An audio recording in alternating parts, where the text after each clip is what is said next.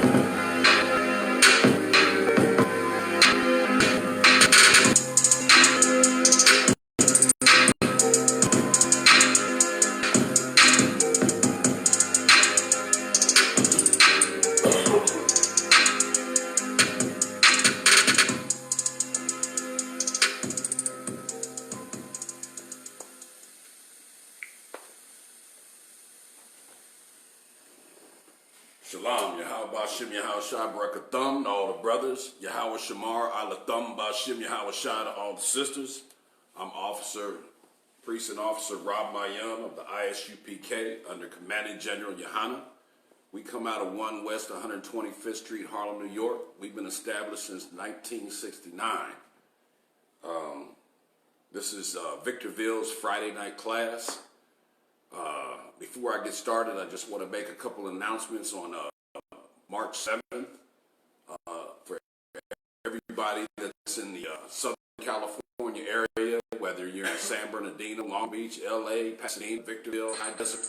We have a high holy day that's coming up on March 7th. This is the Feast of Purim. It's going to be at our school in San Bernardino at 246 East Highland Avenue, San Bernardino. So everybody that's in the area, come on down and check out this brotherhood of the ISUPK, and this is the hood of the ISUPK. We're gonna have a feast. We're gonna have drink. We just gonna have some good fellowship there. Also on April 9th, we have the Lord's Passover, which will be in New York. I'm not exactly sure where the address is, but if you go to isupk.org or isupk.com, you can get all the information on where the Passover is going to be. It's for all blacks, Hispanics, Native American Indians. If you're black, Hispanic, and Native American Indians, you get to show up at this Lord's Passover. We're going to have the lamb, we're going to have the unleavened bread, we're going to have the wine, and we're going to have some good brothership and sistership. So come and check us out at the ISUPK. It's going to be hosted by the ISUPK and Command General Yohana. You don't want to miss this event. Today we're going to talk about the Apocrypha. You know, a lot of times I hear a lot of Christian churches and a lot of, people talking about the Apocrypha is not part of the Bible. But the Apocrypha is part of the Bible. We're going to prove it today. The ISUPK has all breakdowns. We got the truth about this Bible. First, let me just start off by saying the Apocrypha is a Greek word. Okay, Apocrypha is a Greek word that means hidden or secret. Okay, things that are hidden or secret. Some say it's not part of the Bible because it's not part of the canon. Okay, the canon is a theological term which means authoritative books. Okay, so the canon was decided by men of religious groups who were called theologians, who according to their opinions, the authoritative books should be the only books to be included in the Bible. So these are men's opinions, okay? That they believe that these are the only books that should be included in the Bible, the authoritative books, okay? So there's what is called the closed canon, which was books that were accepted in religious teachings and and all the other books that were written were rejected out of the Bible, okay? Most of the Christian religions today don't read anything outside of the canonical books. The canonical books is what's referred to as the Old and the New Testament, because the ancient religious leaders decided that there are only books that these are the only books with authority to teach their religion, okay? So these authoritative books are the Old and the New Testament, like I said, all right? So the ISUPK, we believe that the Apocrypha includes, the Bible includes the Apocrypha, okay? In the 1611 Bible, the King James Bible, the Apocrypha was included in this Bible, okay? Even though it is not considered among these religious groups to be authoritative, by removing the Apocrypha from the canon, or these authoritative books, it supports their religious doctrine. So they can just teach whatever they want to teach, okay? They teach that Jesus is white. They teach about, loving every human on the earth. These certain doctrines that they teach, they remove the Apocrypha out of the Bible so they can teach their doctrine. Today, I'm going to prove that the Apocrypha is part of the Bible. All right, and we're going to start off with getting in the Zondervan Bible Dictionary. Go to page 86 and look under the heading King James Version and read the highlighted paragraph there. King James Version. When Elizabeth died in 1603, the crown passed to James, who had been king of Scotland for 37 years, as James IV. Several months after he ascended the throne of England, he authorized a new translation of the Bible. Okay, so King James, a lot of times people say that King James is the one that translated the Bible. But King James did not translate the Bible. Read that again. About King James. From the top? No, just the part where he says he authorized. The throne, several months after he ascended the throne of England, he authorized a new translation of the Bible to replace. He authorized a new translation of the Bible. Okay, King James didn't he didn't translate the Bible. He authorized the translation of the Bible. Read. 47 of the best Hebrew and Greek scholars of the day were divided into 6 groups. Okay, so he got 47 of the best Hebrew and Greek scholars and divided them into groups, because the Old Testament was written in Hebrew and the New Testament was written in Greek.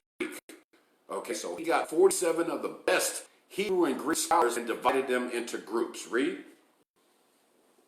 The for the OT, 2 for the New. So 3 he separated into the Old Testament, and 2 he gave to the New Testament. Read. And 1 for the Apocrypha. And 1 for the Apocrypha. Read. 2 of the groups met at Oxford, 2 at Cambridge, and 2 at Westminster. Is that it on that? Yeah. Okay, so what happened was King James, what he did was he got 47 scholars. He got 47 scholars of Hebrew and Greek. And what he did is he separated them in groups. All right? So the groups that he separated them in, he had some of them translate the Hebrew and some of them translate the Greek into the old time, into the what they call Quaker English. Okay? So after they translated, he had certain other like the Hebrew scholars, they got together and they compared their notes to see if it was translated correctly. So this was a translation that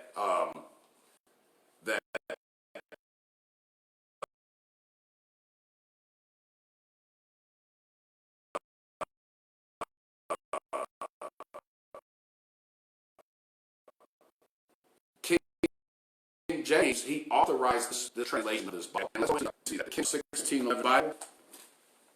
This is the King James, the Holy Bible. It's the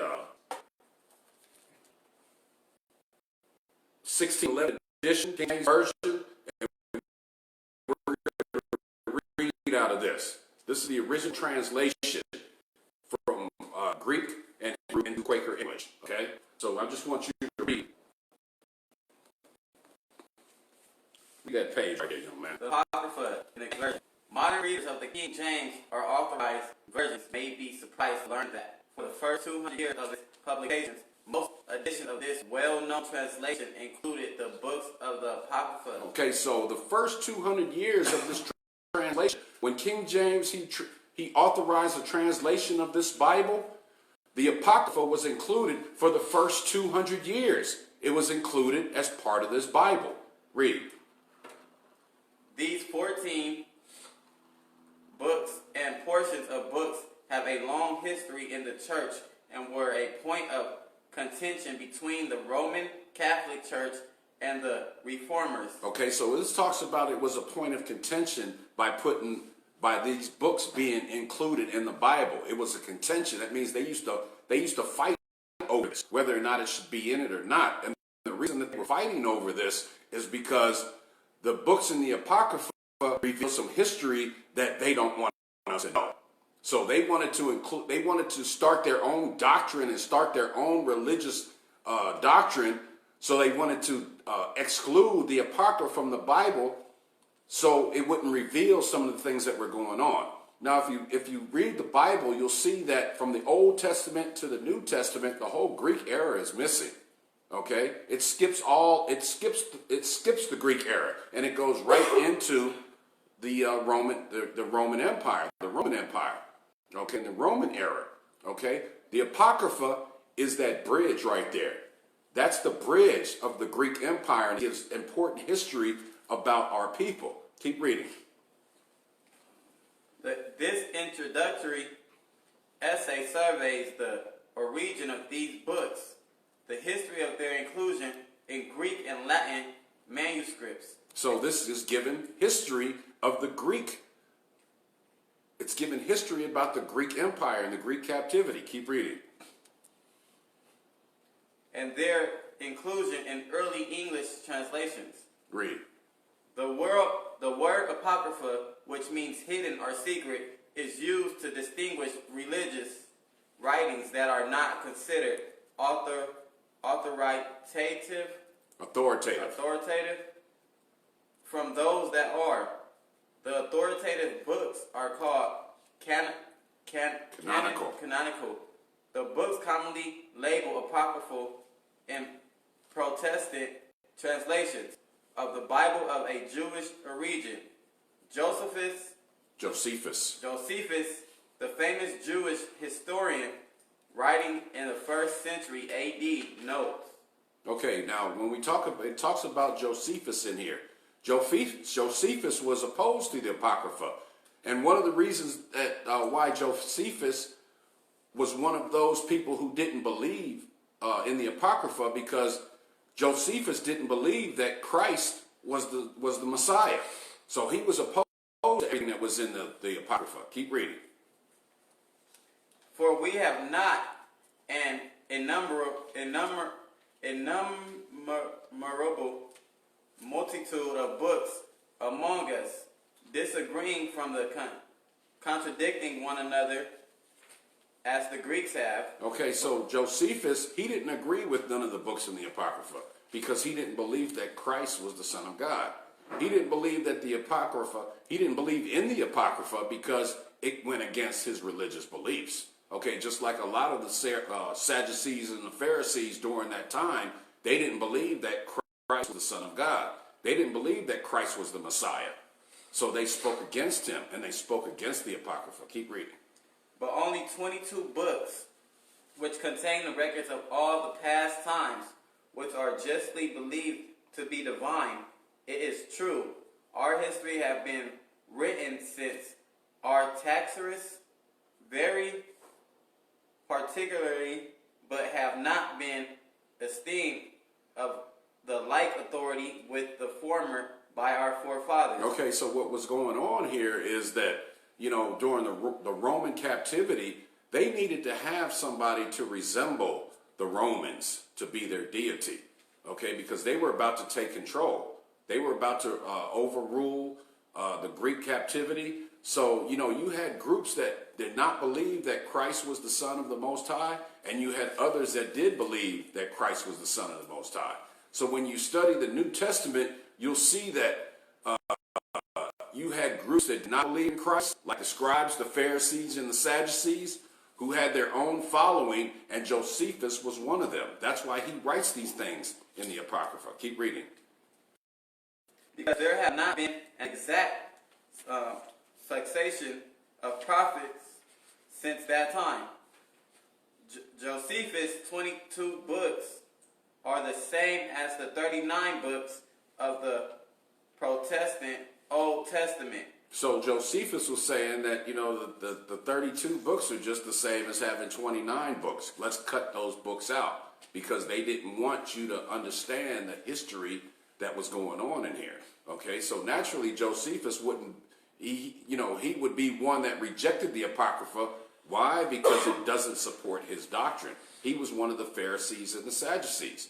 He wanted to keep that power that he had, because the religious leaders at the time had the power, and he wanted to keep that power. Okay, so now if you notice today, a lot of people from Christian religious groups say that the Apocrypha is not part of the Bible. And some of the reasons that they give that the Apocrypha is not part of the Bible is that the Apocrypha is not inspired by the Most High. You know, there are no prophets or no prophecies in the Apocrypha. They say that the Apocrypha includes witchcraft and magic, you know, and the Apocrypha doesn't line up with all the scriptures in the canonical books. Now, when you ask these people, this is the funny part. When you ask people that make these claims, have you ever studied the Apocrypha, or do you just read certain scriptures? Most of the time, you know that these Christians has never even read the Apocrypha. Okay, what happens is, and most of the times they haven't studied anything in the Apocrypha, and it's because their Christian leaders reject the Apocrypha, so do they. So if their Christian leaders say, oh, well, the Apocrypha is not part of the Bible, then they believe what they say. Anything that Christian churches leaders teach their people follow behind them, and they don't do any studying at all. I can open the Apocrypha and study in the Apocrypha to be able to tell you if the Apocrypha is not part of the Bible or if it is part of the Bible. Because all they do is listen to their Christian pastors and their Christian leaders, and they tell them this isn't part of the Bible, and they just roll with that, you know. And most of them haven't even studied the Apocrypha, you know. So let's dive a little deeper, okay? One of the reasons that religious groups today reject the Apocrypha is they say that the Apocrypha was never in the Hebrew canon, okay? Now, the canon means authoritative, like I said before, okay? It was an authoritative list of books accepted as Holy Scripture, all right? Now, these are questions that we need to ask first before we can even get into this, okay? First of all, who created the canon, all right? Is the word canon or Hebrew found in the Scriptures? No. But who created the canon? These were a bunch of religious men.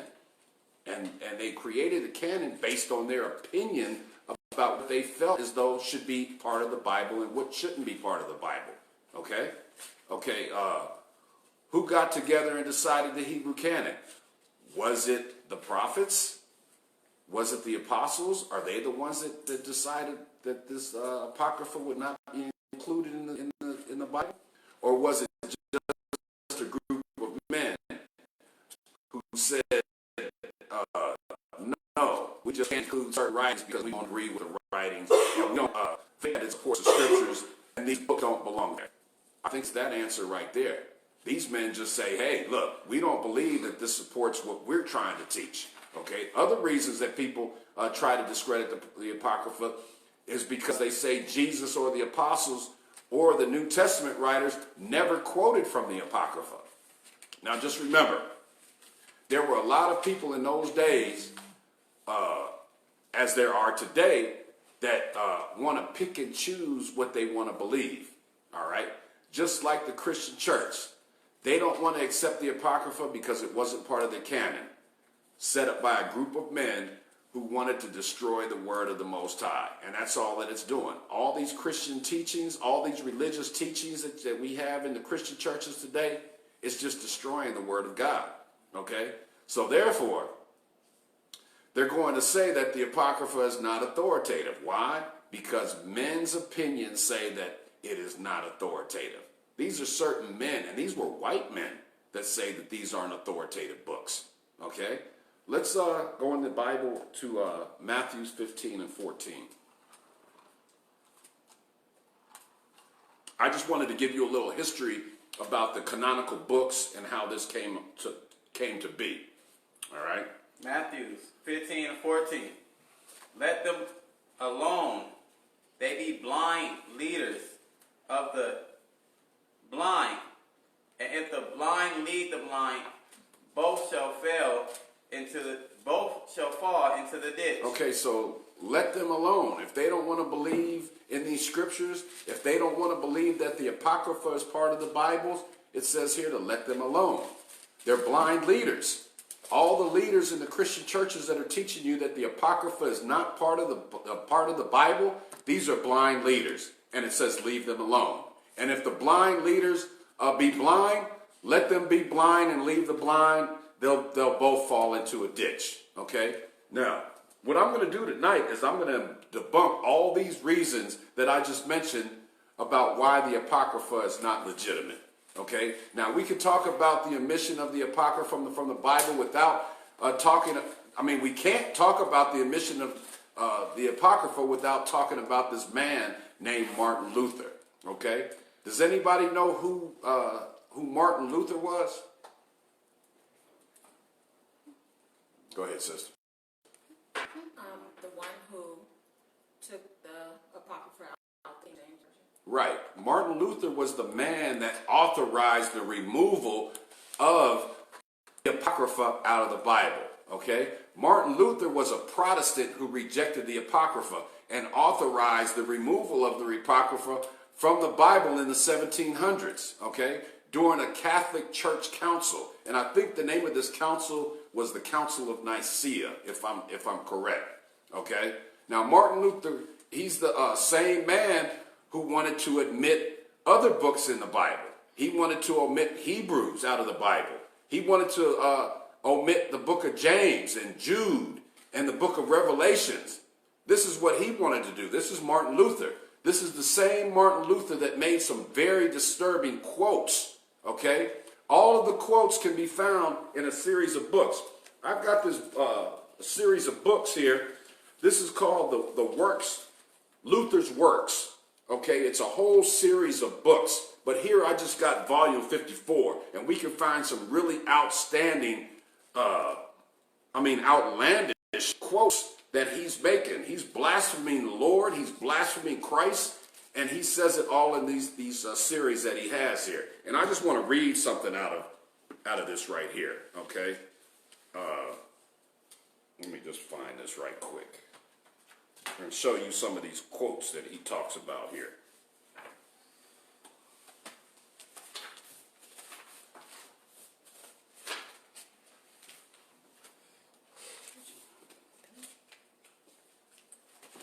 Here, read this. That highlighted area right there. In the book of Luther's Works, Martin Luther said, Christ was an adulterer. So Martin Luther, he's making blasphemy. Blasphemy is saying evil things about Christ, about the Lord. He's saying that Christ was an adulterer. Read. For the first time with the woman at the well. Read that again. For the first time with the woman at the well. From the first time. For. It says for? The first time with the woman at the well. So he's saying that Christ committed adultery the first time with the woman at the well. Read. For it was said, nobody knows what he's doing with her. So nobody knows what he's doing with her. These are the comments, these are the quotes that Martin Luther is making about Christ. Keep reading. In John 4:27. He's talking about the woman of the well that's in John 4:27. Read. Again, he was an adulterer with Magdalene. So he's also saying that Christ was an adulterer with Magdalene, Mary Magdalene. Keep reading. And still again with the adulterous woman in John 8:2 and 11. Okay, so 11. He's also saying that Christ committed adultery with the adulterous woman that you can find in John 8, chapters 8, verse 2 through 11. Keep reading. Whom he let off so easy. Whom he let off so easy, because Christ just told her that he will not condemn you, just repent and sin no more. So he's saying that because he let her off that easy, he committed adultery with her. Keep reading. So the good Christ had to become an adulterer before he died. So he's saying that Christ had to become an adulterer before he died. Okay, these are some of the things that Martin Luther was saying about Christ. Okay, here we have another quote that Martin Luther said regarding the Apocrypha. He says, to my mind bears upon no marks of apostolic or prophetic character. Everyone may form his own judgment to this book. So he's saying whatever your judgment is about the books of the Apocrypha, anybody can form their own opinion. As for myself, I feel an aversion to it. So Martin Luther, he's saying that he feels an aversion to it. That means he's against it. And to me, this is sufficient reason to reject it. Because he's saying that he feels an aversion to it or he's against it, he says this is a sufficient reason for him to reject this book. Now remember, this is how he felt.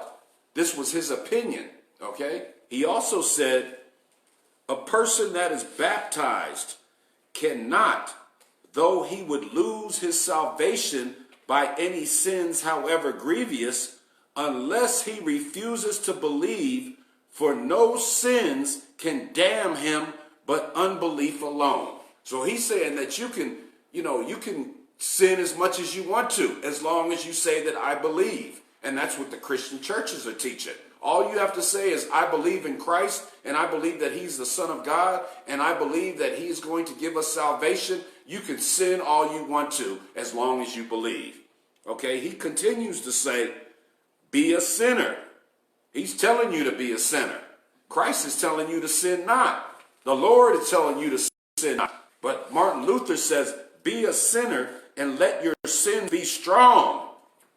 But let your trust in the Messiah be stronger. So he says, continue to sin, but just make sure that your trust in the Messiah is stronger than your sins. That doesn't even make any sense. And rejoice in the Messiah, who is the victor over sin and death and the world. We will commit sins while we are here, for this life is not a place where justice resides. No sin can separate us from him. Even if we were to kill, commit adultery thousands of times each day. Are you kidding me? What he is saying is that a person can keep doing the sins that he's doing as long as you believe in Christ. Now ask yourself, do you believe that? Do you believe that you could just continue to keep sinning? Well, this is what Martin Luther was talking about, okay? This is the doctrine that he's teaching, okay? This doctrine goes completely against the scripture. So he's saying that you can do anything you want. You can do anything that you want to do, and there is nothing that you can do that is going to get you condemned other than not having trust in Christ. Even if you kill 1,000 times a day or commit adultery, which is sleeping with another man's wife, 1,000 times a day, you cannot be condemned He's saying that you can continue to do that as long as you have faith and you believe in Christ. Now, one of the reasons that we discussed earlier that I just want to just end with Martin Luther, because he's a disgusting man.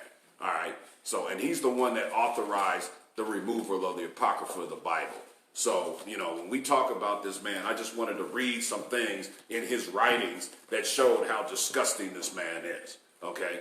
Now, one of the reasons that we discussed earlier that people don't accept the Apocrypha was the Apocrypha is not inspired by the Most High. Okay. There are no prophets or prophecies. This is what they say. Okay. Now let's dive into the scriptures. Okay. Let's go into the Apocrypha to the book of Ezra.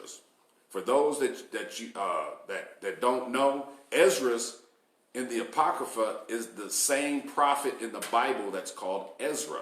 So Esdras and Ezra is the same person. This is the Apocrypha that we're going to be reading out of. The regular Bible, it's in the King James Version that I showed you earlier, but in the other King James versions it was taken out of.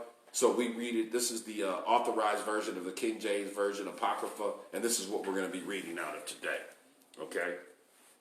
So when people say that there's no prophets or prophecies in the Apocrypha, or it's not divinely inspired, it's not true. All right? So you have a question? Yeah. Is it first Esdras or second? Second Esdras. We're going to go to the book of Second Esdras, chapter 1, and we're going to pick it up we're going to start at verse 1. Second Esdras, chapter 1, verse 1. The second book of the prophet Esdras, the son of Ceres, the son of Azarias, the son of Helkias, the son of Sedamus, and the son of Sadak. Drop down to verse 3. So we see here that the second book of the prophet of Ezra, the son of Sarias, the son of Azarias, and the son of Helkias. Okay, remember those three names. This is the prophet Ezra. He's the son of Sarias, the son of Azarias, and the son of Helkias. Keep reading on verse 3. The son of Aaron of the tribe of Levi, which was captive in the land of the Medes, in the reign of Xerxes, king of the Persians. Okay, so here it's talking about that Ezra is the son of Sarias, the son of Azarias, and the son of Helkias. And he reigned, he was captive in the land in the Medes under the reign of Xerxes, the king of Persia. All right, now let's go into the Bible under the book Ezra, and let's start at chapter 7. And I'm going to show you how this is the same prophet. Esdras in the Apocrypha is the same prophet as Ezra in the Bible. So let's go to Ezra chapter 7 and verse 1. Ezra chapter 7 verse 1. Now after these things, in the reign of Xerxes, king of Persia. Okay, so here in the first verse it says, now after these things, in the reign of Xerxes, king of Persia.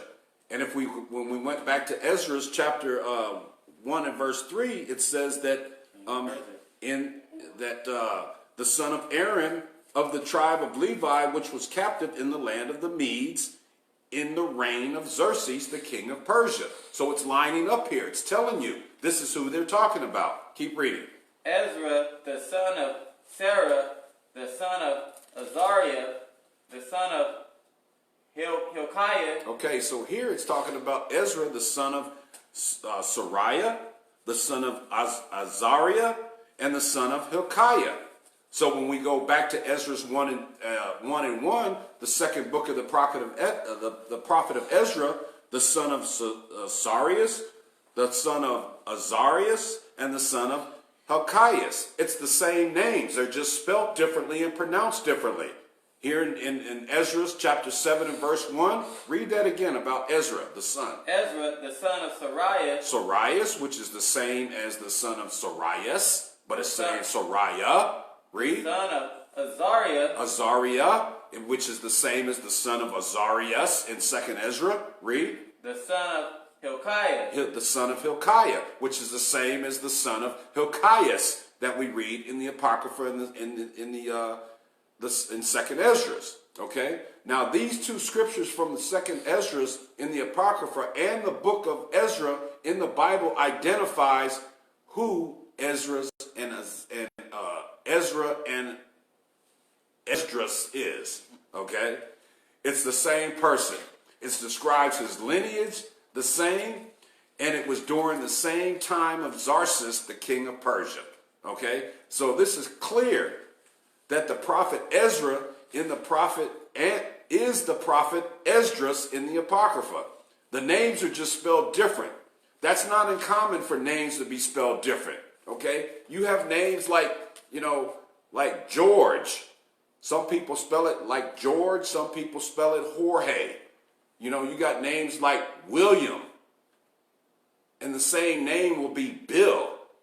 Jeff, Jeff. And you got some people spell it Geoff. So you got different spellings of names. So it's not uncommon for names to be the same and be spelled different. Stephen is spelled Steven, but in other places it's Stephen. Okay? Eric, Erick. In some places it's Arik or Aric. So it's not unusual for people to spell names differently. Okay, so my point is that names can be spelled differently, like Ezra and Esdras. Okay? Now, another reason that people reject the Apocrypha is because they say that it's not divinely inspired. Okay? Through the Bible, you see, thus saith the Lord. They say you don't see, thus saith the Lord in the Apocrypha, but I'm going to prove that wrong. All throughout the Bible, it says, thus saith the Lord, or the Lord said. Okay? Let's go back to the book of Ezra and go to chapter 15, and let's start at verse 2. We're going to see if this is divinely inspired. Second Ezra, chapter 15, and verse 1. Second Ezra, chapter 15, verse 1. Behold, speak thou in the ears of my people the words of prophecy, which I will put in thy mouth, saith the Lord. What? Saith the Lord. Saith what? The Lord. Saith the Lord. So you can't sit here and say that it doesn't say, saith the Lord in the Apocrypha. Whenever you see saith the Lord, that means it's divinely inspired. Read. And cause them to be written in paper, for they are faithful and true. So here in 2nd Ezra chapter 15 and verse 1, we're seeing that, behold, speak thou in the ears of my people the words of prophecy, which I put in thy mouth, saith the Lord. Whenever you see saith the Lord, that means this is divinely inspired. Okay, so many people want to omit the Apocrypha because of the books like Ezra's would expose that the Apocrypha is divinely inspired. Okay, now when you read Revelations, let's go to Revelations chapter 21 and verse 5.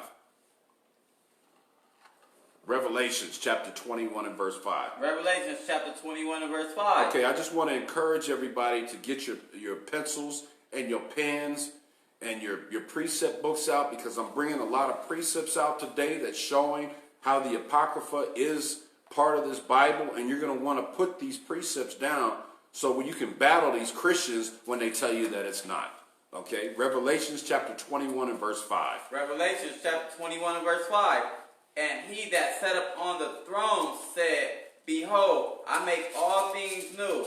And he said unto me, write, for these words are true and faithful. Okay, so all the words that are in the Bible, including the Apocrypha, the Lord said to write all these things down, and all these things have been written by the prophets of the men of the Lord. Okay, so all these words are true and faithful. Okay, once again, it says that it was written faithful and true. All right, all these words were written faithful and true. Now go to the book of 2nd Ezra and chapter 15 and pick it up at verse 5. 2nd Ezra, chapter 15, verse 5. Behold, saith the Lord, I will bring plagues upon the world, the sword, famine, death, and destruction. Keep reading. For wickedness hath exceedingly polluted the whole earth, and their hurtful works are fulfilled. Keep reading. Therefore saith the Lord. What? Therefore saith the Lord. What? Therefore saith the Lord. Therefore saith the Lord. Read. I will hold my tongue no more as touching their wickedness which they profanely commit, neither will I suffer them in those things in which they wickedly exercise Keep reading. themselves.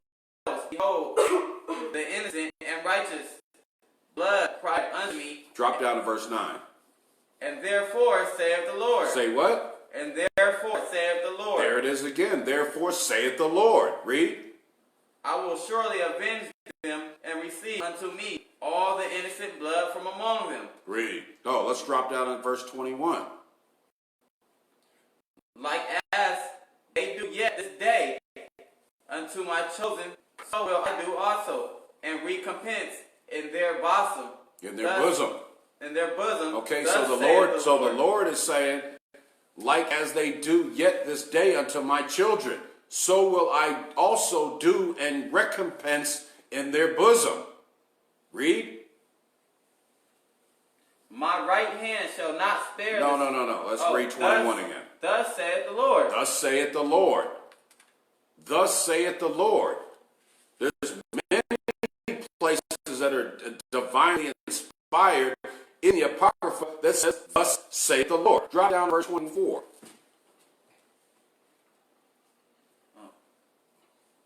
Woe to them that sin. Woe to them that sin. That means destruction. Woe means destruction. It says, woe, destruction to them that sin. Read. And keep not my commandments. And keep not my commandments. Read. Saith the Lord. What? Saith the Lord. Saith the Lord. The Lord says destruction to them that sin. And keep not my commandments. Saith the Lord. The Apocrypha is divinely inspired. Saith the Lord, thus saith the Lord is all throughout this Apocrypha. Let's drop down to verse 48.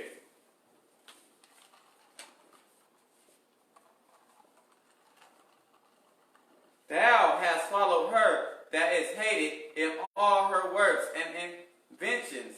Therefore saith the Lord. Therefore what? Saith the Lord.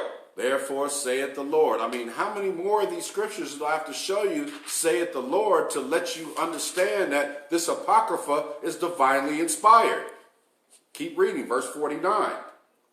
I will send plagues upon thee, widowhood, poverty, famine, sword, and pestilence, to waste thy houses with destruction and death. Okay, so this is what the Lord showed Ezra. When you read, thus saith the Lord, that donates inspiration of God. All right? Christian churches say that if they read the Apocrypha, it's for historical reasons, but it's not inspired by the Lord. Well, I just proved that they're wrong. It is inspired by the Lord. All right? Now let's get some more proof to show the validity of the Apocrypha. Go to the book of Esther in the Bible. The book of Esther in the Bible.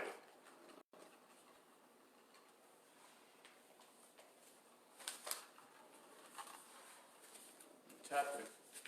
Just wait a minute. If you go to the book of Esther, if you notice in the book of Esther, chapter 10 stops at verse 3. Go to the end of the book of Esther. Chapter 10, and it stops at verse 3. I just want everybody to get to that real quick, because you need to see this. Esther chapter 10, it stops at verse 3. Well, where's the rest of the chapter? Have you ever heard of a chapter that only has 3 verses? Okay. But guess what? When we go into the Apocrypha, you can find the rest of Esther, the 10th chapter. So, somebody give me the book of Esther in the Apocrypha. Look in the Apocrypha on page 55.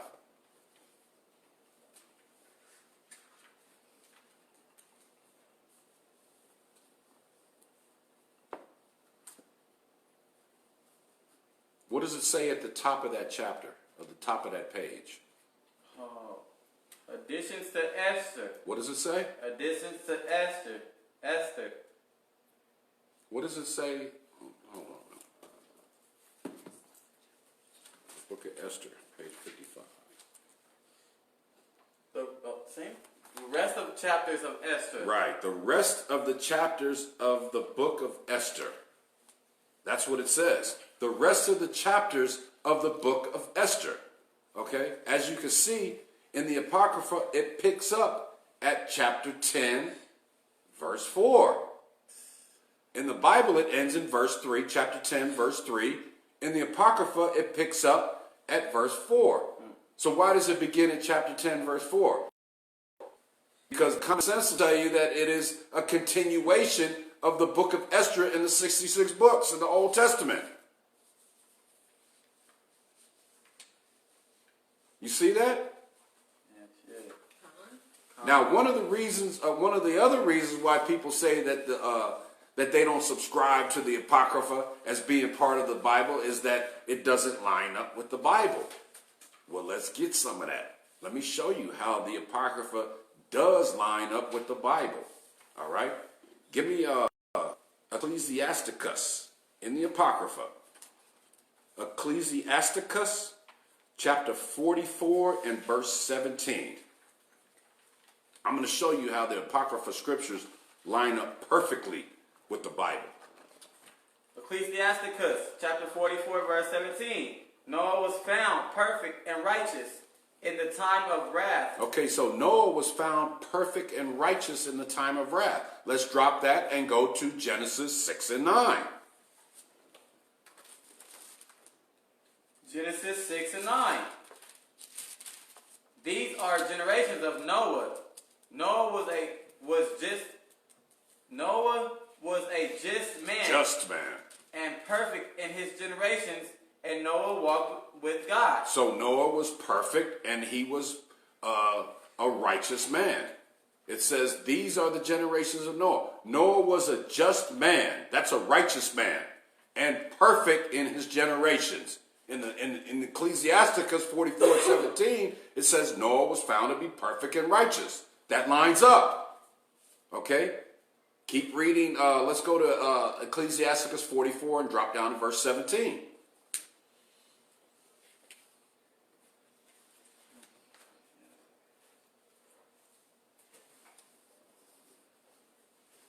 Ecclesiasticus chapter 44 verse 17.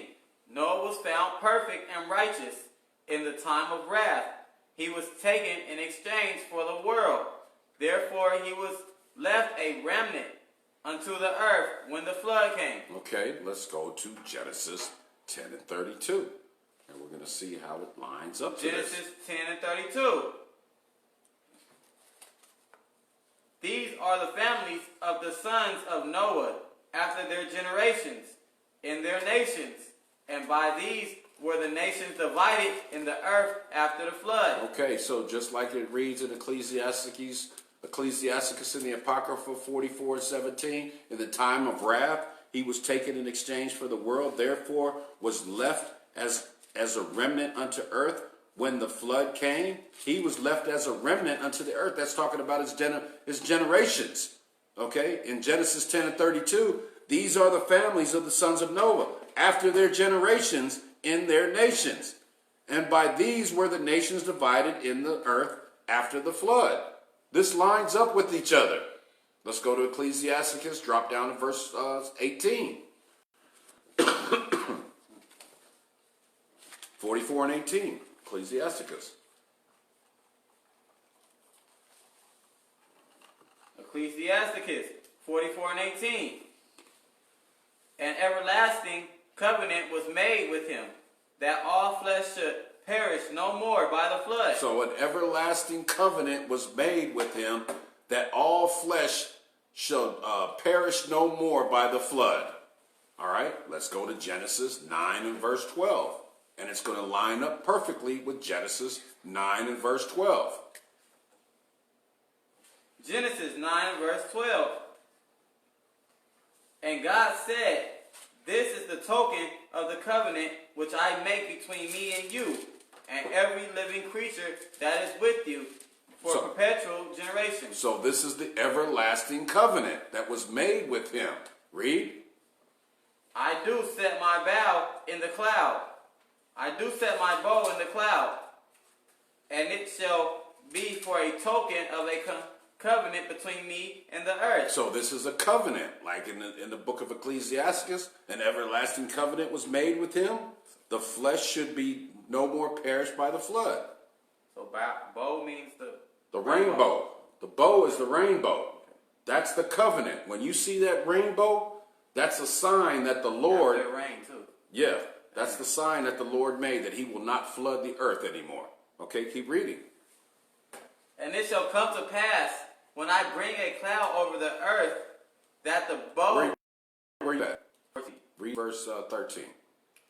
I do set my bow in the cloud, and it shall be for a token of a covenant between me and the earth. Read. And it shall come to pass, when I bring a cloud over the earth, that the bow shall be seen in the cloud. Read.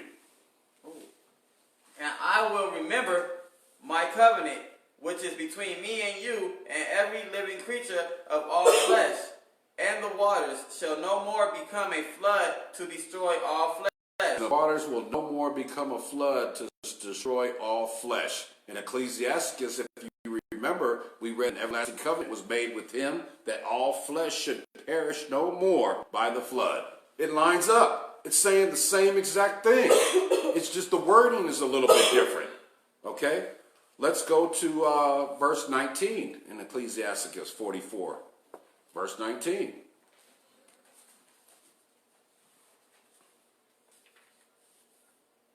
Ecclesiasticus chapter 44, verse 19. Abraham was a great father of many people. Abraham was a great father of many people. Read. In glory was there none like unto him. And in glory were there none like unto him. Let's go to Genesis 17 and 4. It's going to match up exactly with the book of the Apocrypha in Ecclesiasticus 44 and 19. Genesis 17 and 4. Genesis 17 and 4. As for me, behold, my covenant is with thee. My covenant is with thee. Read. And thou shalt be a father of many nations. And thou shalt be a father of many nations. It's saying the same thing in Ecclesiasticus 44 and 19. Abraham was a great father of many people. In Genesis 17 and 4, he will be a father of many nations. It's the same thing. Let's go to Ecclesiasticus 44 and 20. Want me to read the next one just in case? No, just read 44 and 20. Ecclesiasticus 44 and 20. Who kept the law of the Most High. Who kept the law of the Most High. Let's get Genesis 26 and 5. This is talking about Abraham, who kept the law of the Most High. Genesis 26 and 5. Because that Abraham obeyed my voice and kept my charge, my commandments, my statutes, and my laws. Okay, it's saying the same thing. Abraham kept the laws of the Most High. In Genesis 26 and 5, because that Abraham obeyed my voice and kept my charge, my commandments, my statutes, and my laws. It's the same thing. It lines up perfectly. You can't say that the Apocrypha does not line up with the Bible. Keep reading verse 20. Ecclesiasticus 44 and 20. Ecclesiasticus 44 verse 20. Who kept the law of the Most High and was in covenant with him, He established the covenant in his flesh. He established the covenant in his flesh. And was in covenant with him. He established the covenant in his flesh. Go to Genesis 17 and 7. Genesis 17 and 7. And I will establish my covenant between And I will what? Establish my covenant between me and thee, and thy seed after thee in their generations, for an everlasting covenant, to be a God unto thee, and to the seed after thee. Okay, so it's saying the same thing as Ecclesiasticus 44 and 20. And was in covenant with him, he established the covenant in his flesh. Genesis 17 and 7 says what? Read that again. And I will establish my covenant between me and thee, and thy seed and after thy thee. seed. Thy seed is talking about a covenant with his flesh. Your flesh is your seed. It's saying the same thing. Okay? Now, go back to 44 and 20 again, and pick it up where you left off.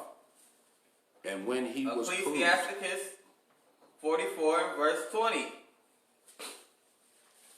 Who kept the law And of... when he was proved.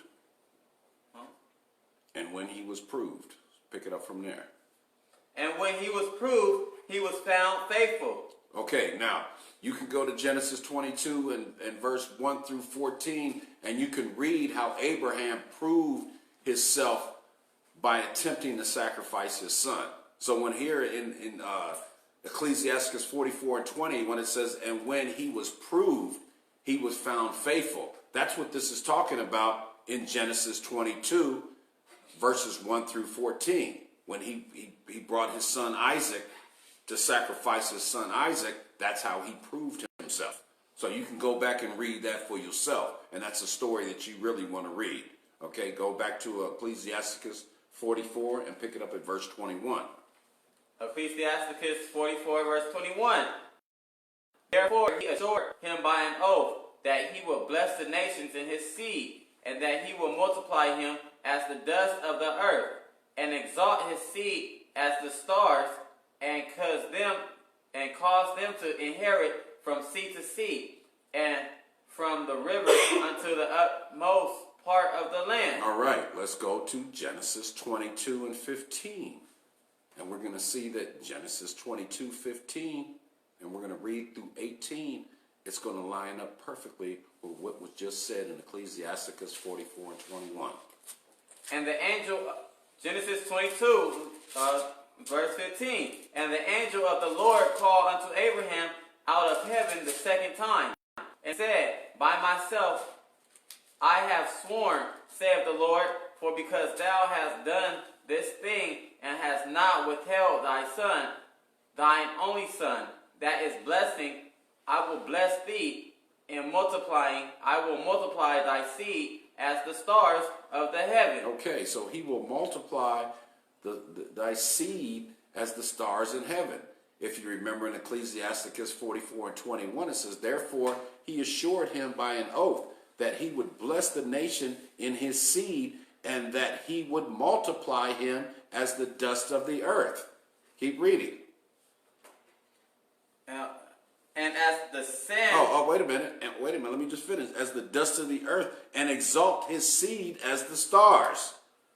Okay? Keep reading. And as the sand which is upon the seashore, and thy seed shall possess the gate of his enemies. And in thy seed shall all the nations of the earth be blessed, because thou hast obeyed my voice. Okay, it just lines up perfectly.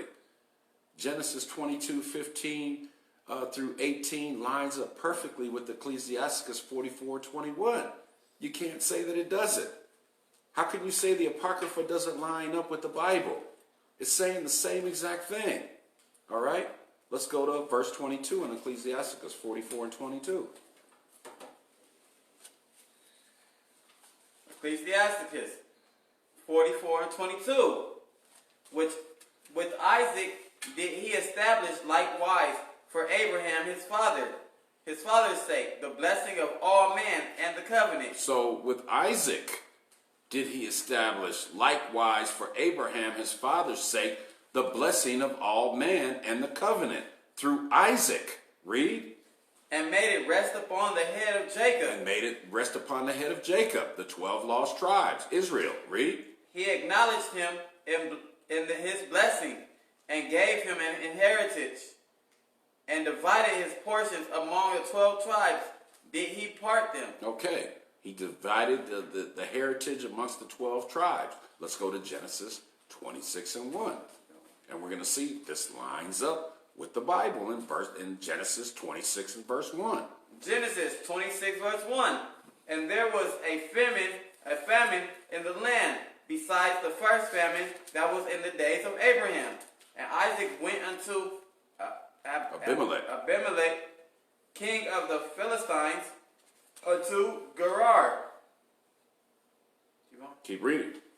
And the Lord appeared unto him and said, Go not down into Egypt, dwell in the land which I shall tell thee of. So God says, don't go down into Egypt, go in the land that I tell you to be in.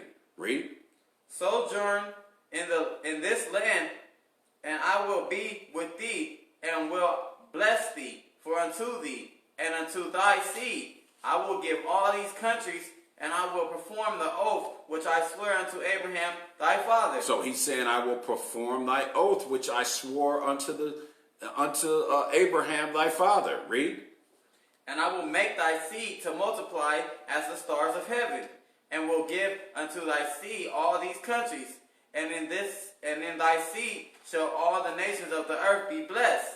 Okay, so this was the same oath that we read in Ecclesiasticus 44 and 23. Let's read that. Ecclesiasticus 44 and 23.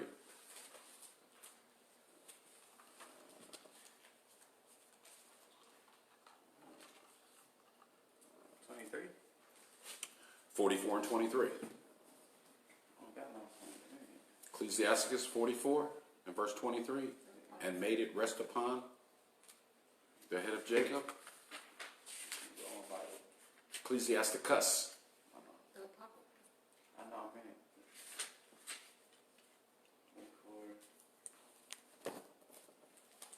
44 and 23. Ecclesiasticus. Okay.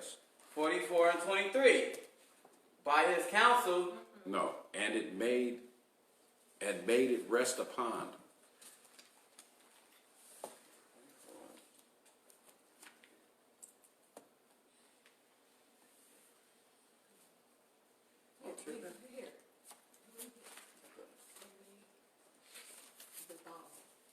And made it rest upon the head of Jacob. He acknowledged him in his blessings, and gave him an heritage, and divided his portions among the 12 tribes.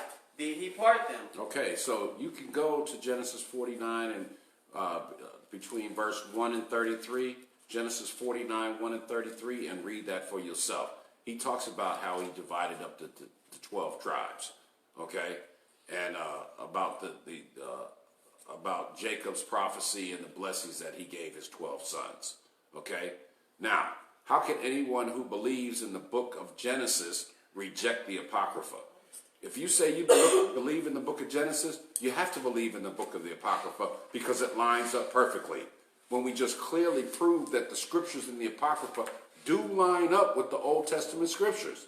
In studying the Apocrypha, you will find nowhere does it contradict any of the scriptures found in the Old Testament. So those that say that the Apocrypha contradicts, or the Apocrypha doesn't line up with the Bible, or it's not divinely inspired, these are people that don't study this Apocrypha. They have no idea what it says in the Apocrypha. They're just listening to their Christian pastors talking about this is not part of the canonical books because it doesn't line up, it's not divinely inspired, and they believe these things without studying it for themselves. Just like Christians today. They don't study this Bible. They have no idea what's talking about in this Bible. Okay?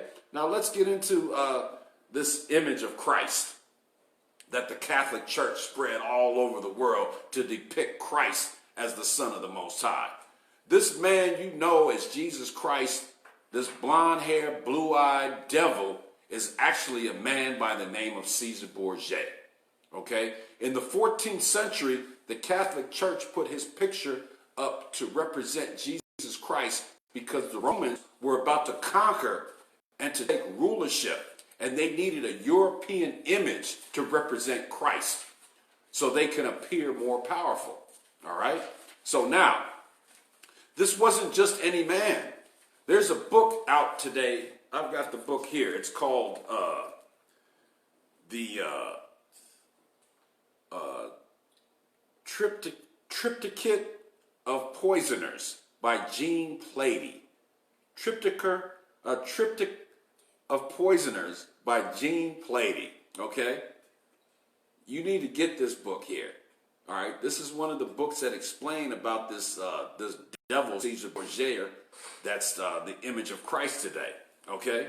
With this image, they made everyone under the rulership bow down and worship him. Everyone in the Greek Empire, they worshiped this guy. Okay? With this image, they made everyone under him bow down and worship him. All right? So everywhere the Catholic Church goes, they put up this image to depict Jesus Christ. All right? Caesar Borgia just wasn't any man.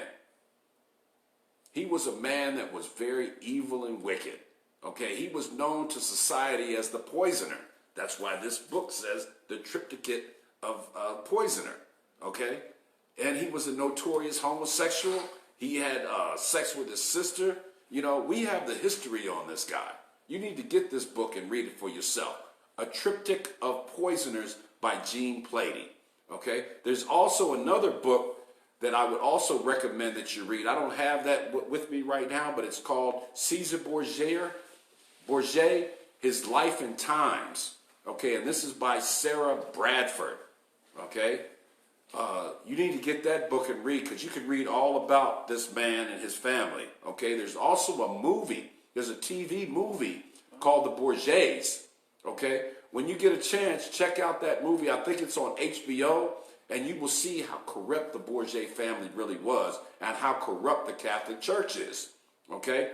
Now, these books describe and give account of how wicked and evil Caesar Borgia and his families were, and how Leonardo da Vinci and Michelangelo were commissioned by Pope Alexander VI to paint a portrait of his son Caesar Borgia.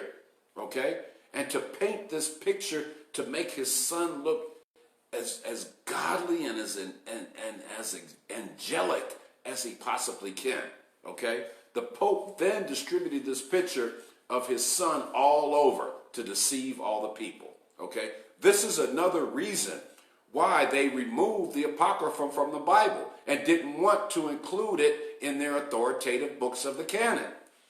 So you can never expose the Roman Catholic Church's biggest idol or uncover the deception of the Roman Catholic Church.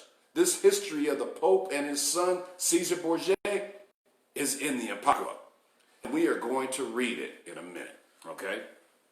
So here's the reality of it. The image of the white Jesus has been used to justify the enslavement, conquest, colonialism, and genocide of blacks, Hispanics, and Native Americans, which are God's chosen people who comprise the 12 tribes in the nation of Israel. There has been literally millions of people killed and murdered by the people who conquered under the banner of this white God and this white Jesus. The deception of that white God image was literally, it has literally resulted in the murder, deception, lies, conquering of millions of blacks, Hispanics, and Native American Indians. All right. Now let's go into the Apocrypha and read about this deception about this white Jesus that was proliferated by the Roman Catholic Church. Let's go to the book, The Wisdom of Solomon in the Apocrypha. The book Solomon. And let's go to chapter 14. The book of Solomon, chapter 14 and verse 8. And we're going to read all the way through verse 21. Wisdom of Solomon, chapter 14, verse 8. But that which is made with hands is cursed, as well it is, as he that made it. he because he made it, and it because being corruptible, it was called God. Okay, so the Roman Catholic Church had this picture made, and they pronounced to the whole world that this image was God. They didn't say he was the Son of God. They said that he was God. Now, when you look at Christianity, that's what they teach. They teach the Trinity, that God, the Holy Spirit, and Christ is one. It's the same thing. So when they show this picture of Christ, they're saying that this picture that they're showing of Christ is God. And by teaching that, it lines up with portraying the image of the white man as God. Keep reading. For the ungodly and his ungodliness are both alike hateful unto God. Read. For that which is made shall be punished together with him that made it. Okay, so hold that and go to the book of Isaiah chapter 2 and verse 7. And we can read about the prophet Isaiah speaking about this punishment. Chapter 2 and verse 7. We're going to read. Isaiah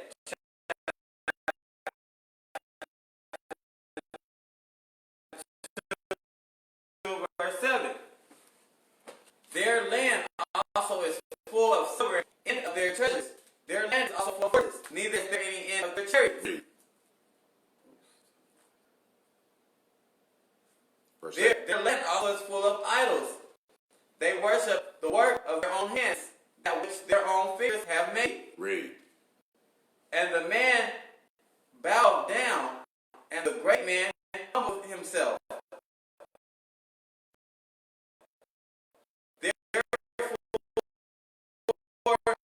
Forgive them not. Okay, now let's go back to chapter 14 and verse. Wisdom of Solomon, chapter 14, verse 11. Therefore, even upon the idols of the Gentiles shall there be a visitation, because in the creature of God they are become an abomination and stumbling blocks to the soul of man, and a snare to the feet of the unwise. Okay, so this image, which is an idol, has been a stumbling block for the blacks, Hispanics, and Native American Indian people that are sincerely trying to come to know the Most High. Because there are a lot of blacks, Hispanics, and Native American Indians, they want to know who God is. But this image that was portrayed, this has been a stumbling block to our people because they believe that this white Jesus is God. And it's been a stumbling block. Okay, this image has been ingrained in our minds for hundreds of years, which makes us unwise to the truth. You know, Christianity has been ingrained in our mind. And a lot of times it's like a hot iron seared in your brain. You know, you can't get it out of there because it's been ingrained for so many hundreds of years in our mind. Okay? Keep reading, verse 12.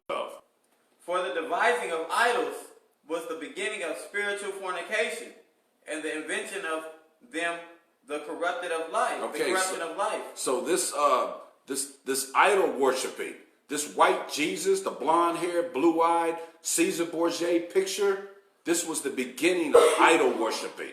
Okay, and this destroyed our people. This corrupted our lives. Keep reading. For neither were they from the beginning, neither shall they be forever. Read. For by the vein of glory of man they entered into the world, and therefore shall they come shortly to an end. Read. For a father afflicted with untimely mourning, when he have made an image of his child. Wait a minute, let's stop right there. Oh. Read that again. For a father afflicted with untimely mourning, when he have made an image of his child, soon taken away. Okay, so this is talking about Pope Alexander. He had an image of his child made, okay, that was taken away. Read. Now honored him as God. Now they honored him as God. That's the picture of Caesar Borgia that was painted by Leonardo da Vinci. It was painted. Okay, this was Alexander, Pope Alexander VI. Okay, now honored him as God. Okay, keep reading. Which was then a dead man. He was dead at that time. Read. And delivered to those that were under him ceremonies and sacrifices. So they delivered them that were under him ceremonies and sacrifices to this man, to this Caesar Borgia, this painting, this idol of Caesar Borgia, the blonde-haired, blue-eyed devil.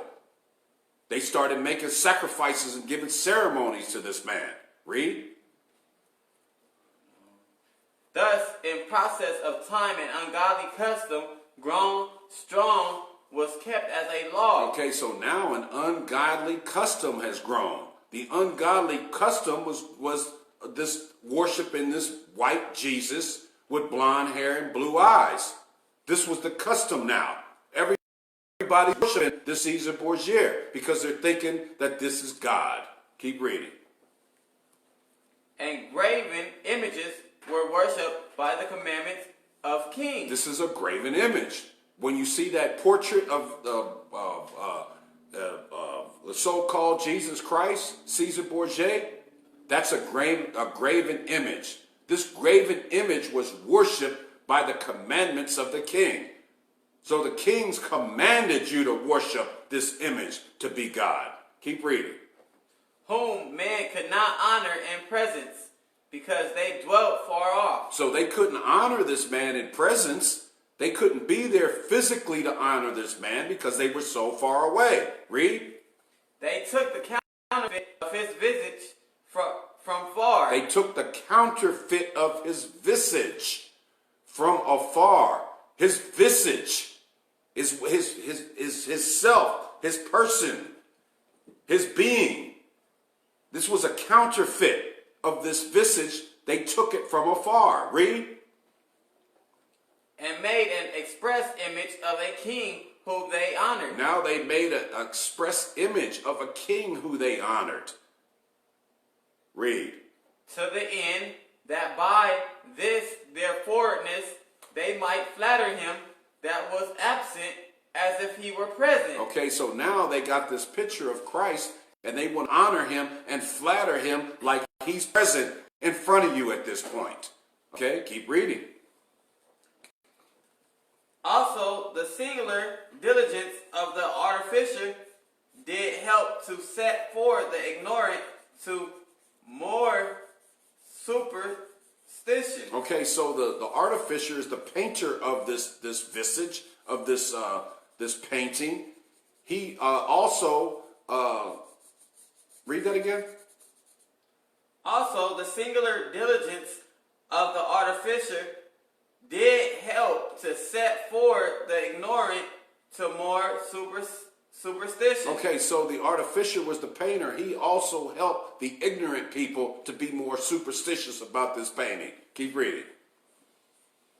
For he Peradventure,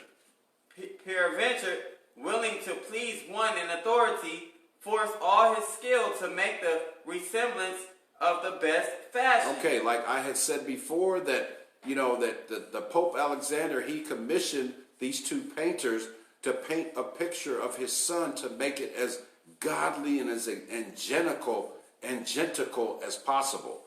So when you read here, for he preadventured willing to please one in authority, the painter wanted to please the one that was in authority, which was Pope Alexander. Forced all his skill to make the resemblance of the best fashion. So he wanted to make the resemblance of his son to be as godly and as angelic as possible. Keep reading.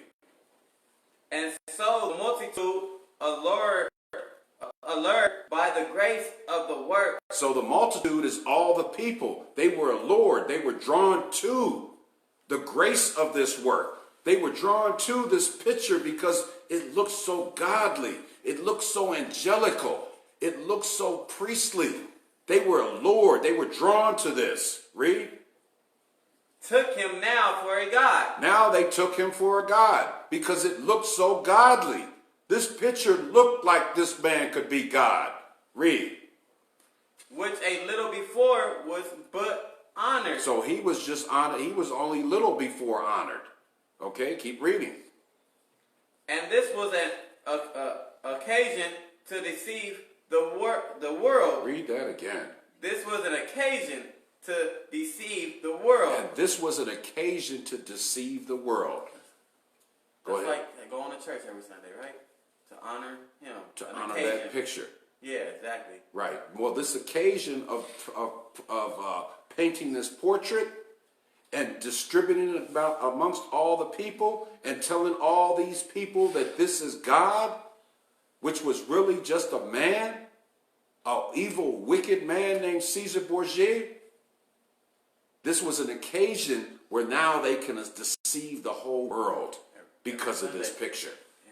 Okay? Read.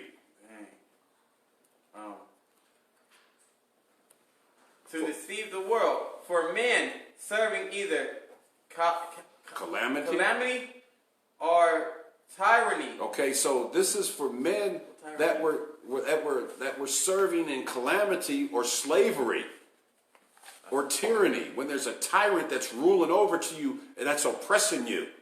Okay, all these people that were serving under slavery or under a tyrant, this picture was given to them and deceived them to believe that this was God. You have a question? What does tyranny mean? Tyranny means an oppressor, somebody that's a tyrant over you. He's oppressing you.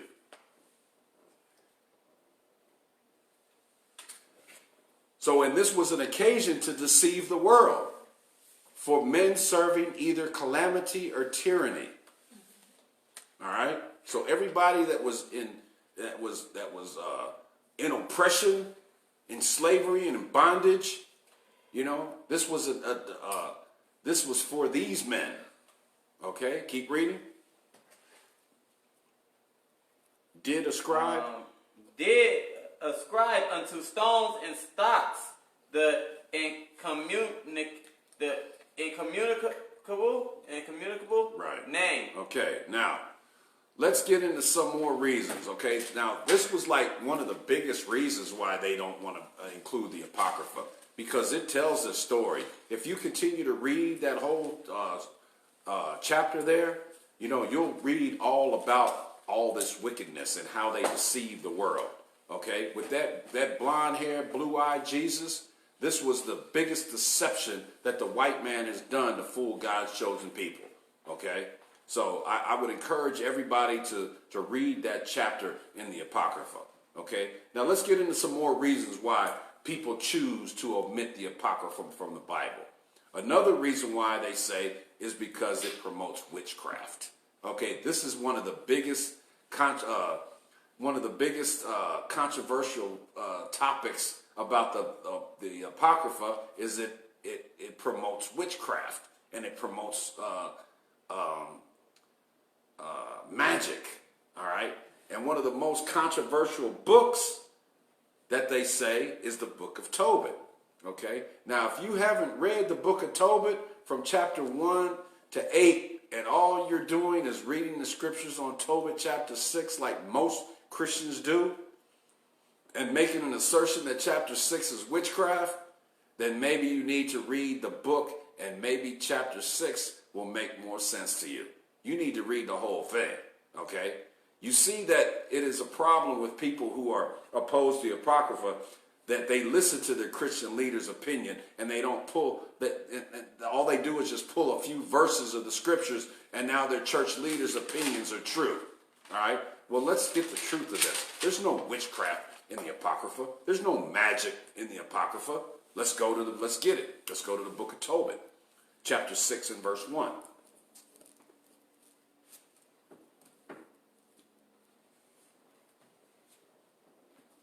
Tobit, chapter 6, verse 1. Salakia, hold on a minute. Excuse me. Salakia.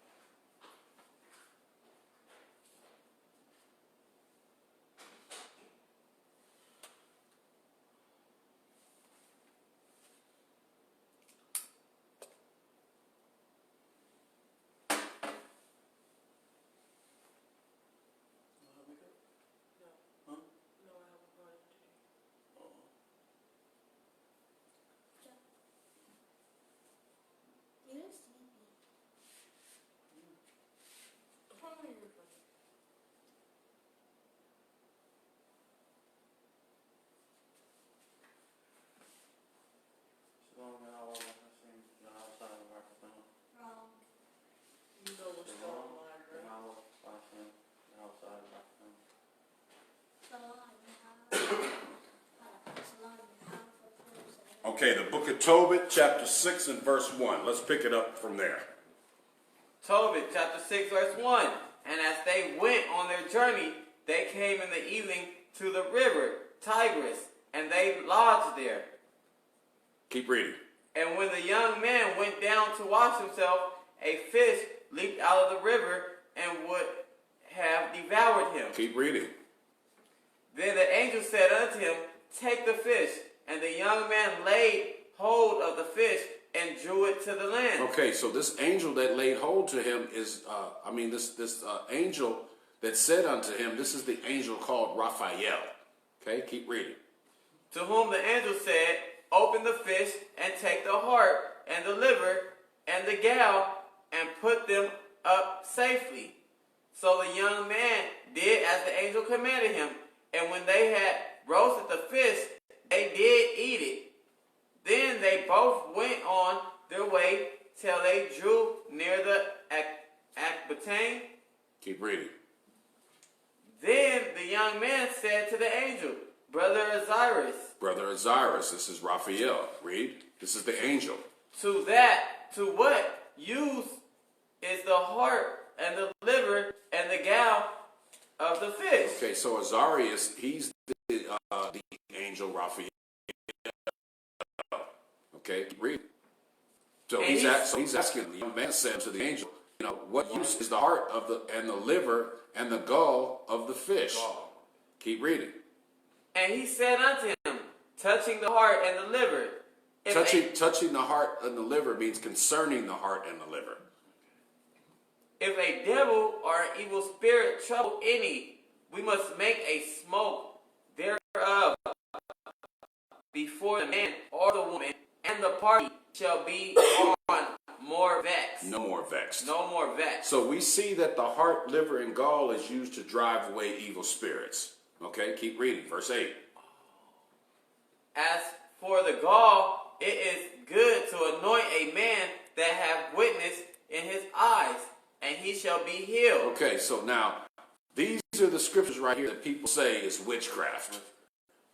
Okay, now, let's continue. Verse 9. And when they were come near to Rages, the angel said to the young man, Brother, today we shall lodge with Raguel, who is thy cousin. He also hath one only daughter named Sarah. So he's telling the angel told the young man that he will go and lodge with Raguel, who has a daughter named Sarah. Read. I will speak for her, that she may be given thee for a wife. Okay, so he's telling Tobias that Tobias is the young man that you're talking about. They're saying that they're going to his cousin's house named Raguel, and he's got a daughter named Sarah, and his daughter is Tobias as his wife. Okay, now hold that and go to Tobit chapter 3, verse 16. Tobit chapter 3 and verse 16. Tobit chapter 3 and verse 16. So the prayers of them both were heard before the majesty of the great God. Read. And Raphael, this is the angel of the angel that came to speak to Tobias. Read. And Raphael was sent to heal them both. That is. Okay, so Raphael, the word Raphael means healer of God. Okay, keep reading. To heal them both, that is, to scale away the witnesses of whitenesses. Of whitenesses of Tobit's eyes. Now, Raphael was sent by the Most High to heal the whiteness of Tobit's eyes. Read. And to give Sarah the daughter of Raguel for a wife of Tobit, the son of Tobit. Okay, so he also was there to make sure that Tobias would be able to receive the wife of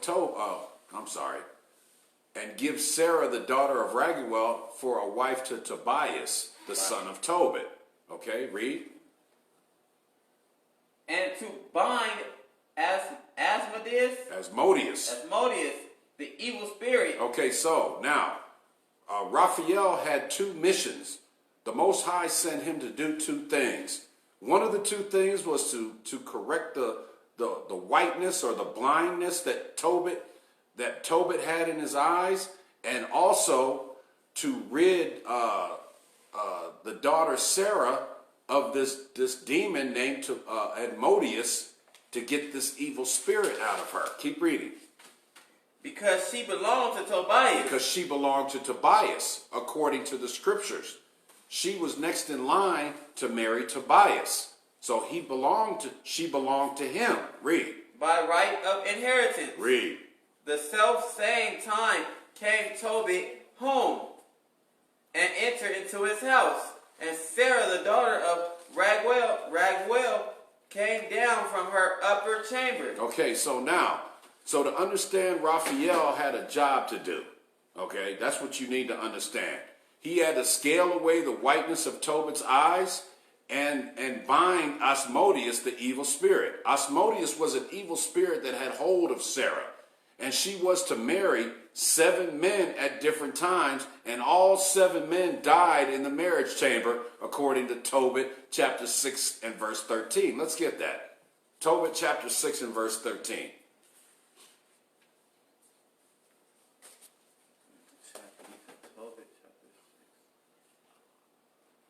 Tobit chapter 6, verse 13. Then the young man answered the angel, I have heard, brother Azarias, that this may have been given to 7 men. Okay, so brother Azarias, he's the same as the angel Raphael. Read. Who all died in the marriage chamber. Okay, so this maid has been given to 7 different men who all died in the marriage chamber. Keep reading. And now I am the only son of my father, and I am afraid, lest if I go in unto her, I die as the other before. Okay, so Tobit is talking about he's afraid. He doesn't want to marry this woman. He doesn't want to go into her because she had 7 other husbands promised to her, and they went into the marriage chamber, and when they tried to go into her, they were killed. Okay, keep reading. I have a question. Go ahead. What is the marriage chamber? The marriage chamber is where you go to consummate your marriage. Okay. I was thinking something else. Right. And now, Where you at? 14. For a wicked spirit loveth her, which hurteth nobody, but those which come unto her. Wherefore I also fear lest I die. Okay, so the wicked spirit didn't hurt anybody. The wicked spirit loved her and had a hold of her. That wicked spirit loved Sarah, and the wicked spirit made her kill those 7 men that went into the marriage chamber to marry her, which means to consummate or to have sex with her, because that wicked spirit didn't want no other man to go up in her. He was in love with her. Read. And bring my father's and my mother's life because of me to the grave with sorrow. So Tobit didn't want to go into that marriage chamber. He was afraid, because he was afraid that she would kill him too. And that would be a disgrace to not a disgrace, but it would bring sorrow to his family because he was the last son. Read. For they have no other son to bury them. Keep reading. Then the angel said unto him. Now, Raphael said to him, Dost thou not remember the precepts which thy father gave thee, that thou shouldest marry a wife of their own kind? So Raphael is reminding him that you have to marry a wife of your own kind. Read. Wherefore, hear me, O my brother, for she shall be given thee to wife. So he's telling Tobias that you're going to be given this woman to be your wife. Read. I got a question. Go ahead. So she's white. She's a different nation. No, she's not. She's an Israelite.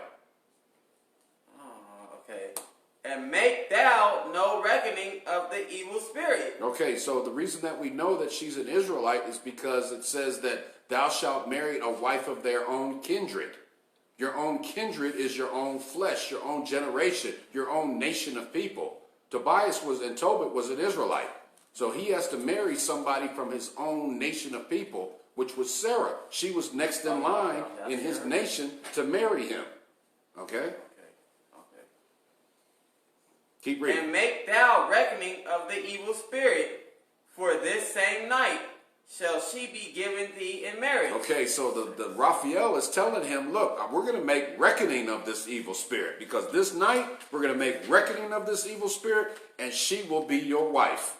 Okay, so once again, Raphael was sent by the Most High to bind this evil spirit called Asmodeus, because 7 times Sarah was to be wed, but all 7 times this evil spirit caused Sarah to kill all 7 husbands, 7 men.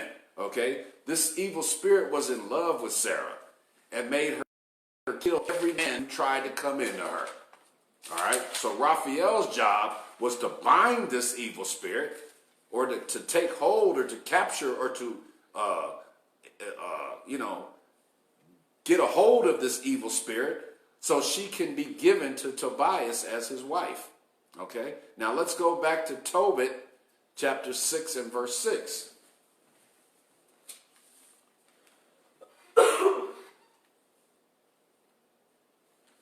I just encourage everybody to read the book of Tobit.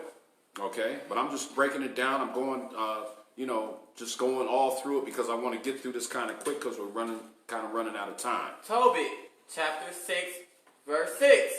Then the young man said to the angel, Brother Osiris, to what use is the heart and the liver and the gall of the fish? Okay, so Tobias is asking Raphael again, which is Azarias. He's asking him again, what use is the heart and the liver and the gall of the fish? Keep reading. And he said unto him, touching the heart and the liver, if a devil or an evil spirit trouble any, we must make a smoke thereof before the man or the woman. Okay, so he's telling him, if somebody is troubled by an evil spirit, that we must make a smoke, which means you must burn that gall and that liver and make it smoke. And the party shall be no more vexed. Okay, so when you smoke that gall and that liver, that however old that those parts were, and they smoke that rotten stuff, and that smoke that comes out, that will drive that spirit away. All right, now let's drop that and go to Tobit chapter 6 and verse 16. Tobit chapter 6 verse 16. And when thou shalt come into the marriage chamber, thou shalt take the ashes of perfume, and shalt lay upon them some of the heart and liver of the fish, and shalt make a smoke with it. Okay, so now the Raphael is telling Tobias, when you go into that marriage chamber, you the ashes that come from the perfume, that's the incense or whatever that's in the marriage chamber, you're going to lay the heart, the liver of the fish, and make a smoke unto it. So you're going to burn that and make it smoke. Okay, read. And the devil shall smell it. And that devil, which is that demon that's in her, shall smell it. Read. And flee away. And flee away. Read. And never come again anymore. And he will never come back once he smells that rotten fish smoting and smelling and smoking in his nose, and he smells that gets rid of him, and he will flee and never come back again. Read. But when thou shalt come to her, rise up, both of you, and pray to God, which is merciful, who will have pity on you and save you. Fear not. Fear not. For she is appointed unto thee from the beginning, and thou shalt preserve her, and she shall go with thee. So he's telling her, don't, because Tobias was saying, I'm scared to go in there because she's going to kill me. And he's saying that Raphael is saying, no, she's been appointed to you from the beginning. Even though these other 7 men have went in there to try to marry her, and she killed them, but you are the one that's been appointed from the beginning. And thou shalt preserve her, and shalt go with thee. Okay, read. Moreover, I suppose that she shall bear thee children. Now when Tobias had heard these things, he loved her, and his heart was effectually joined to her. Okay, so now when the angel told Tobias that she belongs to you, she was appointed to you from the beginning, and you will have children with her. Once he heard these things from the angel, Tobias, he began to feel okay about it, and he started to love her. Okay, now we see that Raphael told Tobias what to do to rid Sarah of this spirit. Okay, now let's move on to Tobit chapter 8 and verse 1.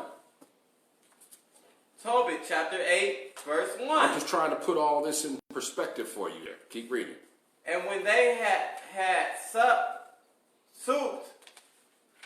right? Supped, yeah. Supped, they brought Tobias in unto her. Okay, so they had supped. That means that they had eaten and they had supper. They had feasted. Oh, okay. After they feasted, they brought Tobias into her. Read. They brought Tobias into the wedding chamber where Sarah was waiting for him. Read. And as he went, he remembered the words of Raphael and took the ashes of the perfumes and put the heart and liver of the fish thereupon. Now Tobias remembered what Raphael told him. Raphael, the angel of healing, told him, you go into that marriage chamber, put that liver on that perfume, the ashes of the perfume, heart and liver, and make smoke. Make it smoke. Read. The witch smelled what the evil spirit had smelled. He fled to the utmost parts of Egypt, and the angel on him. Okay, now we see that the angel Raphael just captured this evil spirit Asmodeus, okay, which was the job that he was sent to do. Now remember, Raphael is a healer of God. He was sent to do this healing. First of all, to heal Tobias of the blindness that he had in his eyes, and also to get rid of this evil spirit Asmodeus that was in Sarah. Now, why did Raphael do this in the manner that he did with smoting the heart, liver, and gall of a fish? Okay, here's a book here. I just want to read another book. I read a lot of books. Okay, this is a book here. It's called this book is called the Testament of Solomon. Okay, so I recommend everybody get this book too. Okay, it's called the Testament of Solomon. Okay, this book talks about the Most High giving Solomon the authority to interrogate the demons or evil spirits. Okay, it talks about Asmodeus as being thwarted by the angel Raphael as with the smoking of the liver. Okay, I just want to read a part of this in here. I want you to read. You got a question? I say that the star with the circle in the Christian churches is wicked. That's the shield of David right there. I know. I'm making a point. Don't never call that a star. That's the shield of David. That's the sign of David. Okay. In the book of the Testament of Solomon. And I adjured him by the name of the Lord, Sabbath, saying, fear God. Asmodeus, and tell me by what angel thou art frustrated. But he said, by Raphael, the archangel that stands before the throne of God. Okay, so here's Solomon. He's interrogating this demon, and he's saying that which angel are you thwarted, or which angel is disturbing you or bothering you? And the demon said, Raphael. Okay, the one who stands before God. Read. But the liver and gall of a fish put me to flight. Okay, so he's telling them that the liver and gall of the fish put him to flight. That means that liver, when it was smoted, it put him to flight, meaning that made him leave that body that he was into. Read. When smoked over ashes of the tamarisk, I again asked him. Okay, so now this is the same thing that Raphael told Tobias, that, this is what he told him to do to get rid of the demon Asmodeus, which was in love with Sarah. And Modius is telling Solomon, this is what takes place to get rid of me. You got to smoke that liver and fish, that liver and heart, and that smell gets rid of me. Keep reading. Hide not aught from the fish, which thou reverest. And he answered, it is the gladness by name, and is found in the rivers of Osiris. So he's asking him, what is this fish that you're afraid of? What is the fish that they have to smoke? So he gives him the name of the fish, and he's telling him where it's found. Read. Wherefore it is that I roam about in those parts. So Modius is saying, I roam around in these parts as well. Okay? So what I'm trying to get to you to see is that Raphael wasn't telling Tobias to do any witchcraft or magic. But this was what it takes place to drive Asmodeus away. This is what needed to be done to drive that evil spirit away. Okay? Now, I wanted to reference another book here called the New Oxford Annotated Bible. Okay? This book also has another version of the Apocrypha. Okay? Let's go into this and just take a look at Tobit chapter 6 and verse 8. All right? Read this here.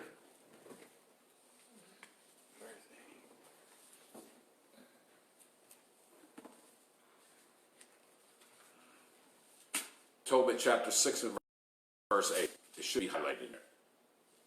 Okay.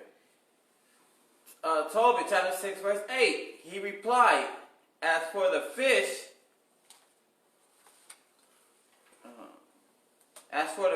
heart and liver, you must burn them to make a smoke in the presence of a man or woman afflicted by a demon or evil spirit. And every affliction will flee away and never remain with that person any longer. Is that it on that? Okay, now, this particular Bible here, it's like a study Bible, and it has a commentary down at the bottom. And I just wanted to read the commentary down at the bottom and see what this says. Read that. Raphael's instructions are consistent with ancient medical texts. Wait a minute, read that again. Raphael's instructions are consistent with ancient medical texts. Okay, so Raphael's instruction was consistent with ancient medical text. Okay, this is ancient medical medicine that was being used. This isn't no witchcraft that's being used. This is ancient medical medicine that's being used. Keep reading. That provide instructions for the use of fish organs. So this is ancient medical text that instructs how to use fish organs to do some types of healing. Read. No reference is made to the angel consuming food. To make a smoke or to fumigate was a standard means of healing and exorcising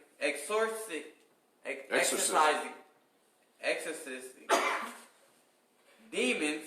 One suspects the smell of weak old fish guts would easily drive away a demon or evil spirit. Okay, so this was an ancient remedy. This was an ancient medical remedy, how to drive away spirits. This wasn't no kind of witchcraft that was being used.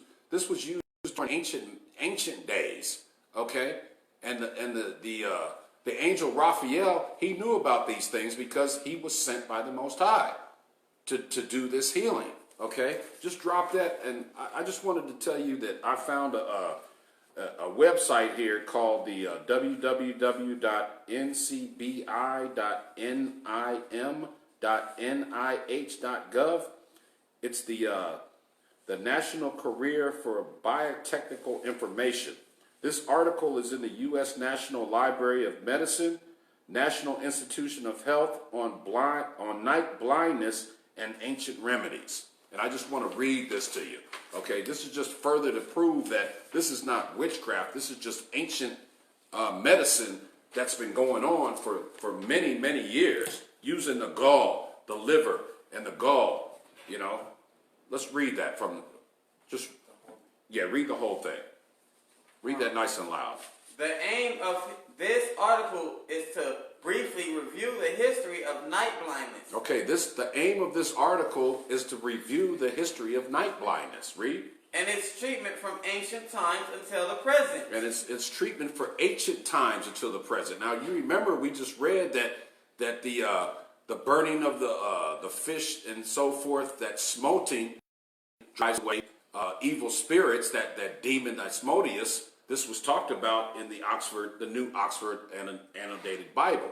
Okay, so this is an ancient practice that drove away spirits, and the angel Raphael was sent by the Most High to use these practices to get rid of this Asmodeus demon. Okay, keep reading. The old Egyptians, the Babylonians, the Greeks, and the Arabs used animal liver for treatment and successfully cured the disease. So the other nations used animal livers to cure, to use as treatments and to cure diseases. Read. The author had the opportunity to observe the application of the old remedy to a patient. Now we know what the ancients did not know, that night blindness is caused by vitamin A deficiency, and the animal liver is a storehouse for vitamin A. Okay, keep reading. Over more than 3,000 years ago, the ancients not only knew night blindness, but also knew how to cure it. Okay, so many, many years ago, they knew about night blindness. They knew about, the whitening of the eyes, as talks about in Tobias. In the book of Tobit. They knew about this thousands of years ago and how to treat it. Read. They did not know vitamins, and they did not know what we know, that vitamin A deficiency causes night blindness. So they didn't know about the vitamins back then. Okay, they had to use ancient remedies. Keep reading. But to be able to cure it, they must have been aware that there was a dietary factor deficient that caused the disease. Keep reading. Well, in my childhood days, which were not so ancient, I had the opportunity to witness the same successful ancient treatment of night blindness. Okay, so this person is writing this article saying that he's experienced the ancient remedies of night blindness. Keep reading. When I was about 8 years old. So now he's going to tell the story about this. Read. My father became ill, malnourished, and suffered from night blindness. He could not see to walk between rooms in our house or go to the mosque for prayer without help. Okay, so he's talking about his father. He was suffering between this night blindness. He couldn't see at night. Read. To and from the mosque. He, however, continued to enjoy reading his books at night next to a kerosene lamp. From sunset until bedtime, he stayed alone quietly in his room reading except for a few minutes of prayers at night. He loved his books. He had the biggest collection of books in the country then. Why do people get night blindness? Nobody knew in Iraq then. We had no medical doctors or pharmacies in the country. We had only ancient traditional medicine practiced by some illiterate elderlies. So my father sought therapeutic advice from one such elderly. His prescription was fish liver oil. So this was the prescription to heal that blindness of his eyes, was fish liver oil. Read. Extracted by cooking on charcoal to be rubbed inside the eyes with a special stylet every night for 1 week. A neighboring fisherman, a friend of my father, supplied us after sunset with either a large fish liver or a whole fish. Okay, so I just wanted to read that. You can stop right there.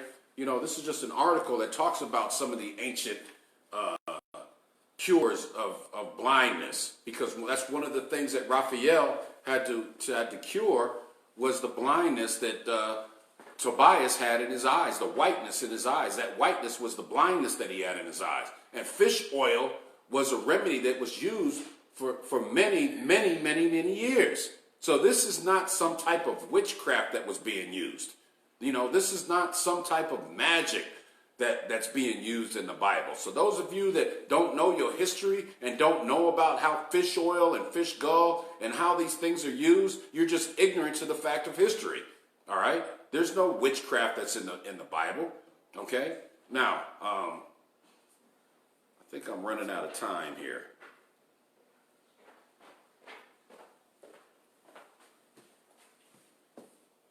Okay, and another thing that people say that they try to invalidate the Apocrypha is that you cannot cross-reference it with the Bible.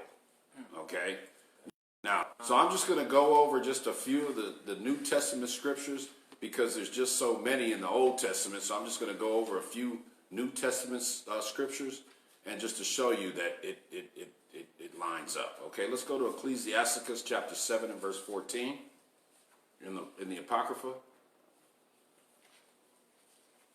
Ecclesiasticus chapter 7 verse 14. Use not many words in a multitude of elders, and make not much babbling when thou prayest. Okay, now go to Matthew 6 and 7. In Ecclesiasticus it says, use not many words in multitude of elders, and make not much babbling when thou prayest. Matthew 6 and 7. But when ye pray, use not vain repetitions. Do not use vain repetitions. That's talking about don't use much babbling when you pray. Read. As the heathen do. For they think that they shall be heard for their much speaking. Okay, so it's the same thing. All right, let's go to Tobit chapter 4 and verse 15.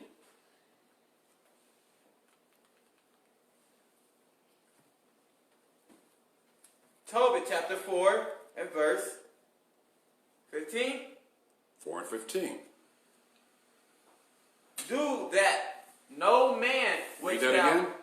Do that to no man which thou hatest. Drink not wine to make thee drunken, neither let drunkenness go with thee in thy journey. Okay, let's go to Luke 6 and 31.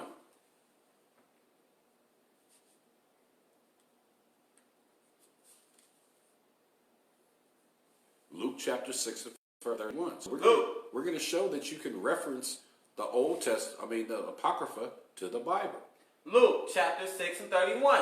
And as ye would that man should do to you, do ye also to them likewise. It's the same thing. Tobit 4 and 15. Do that to no man which thou hatest.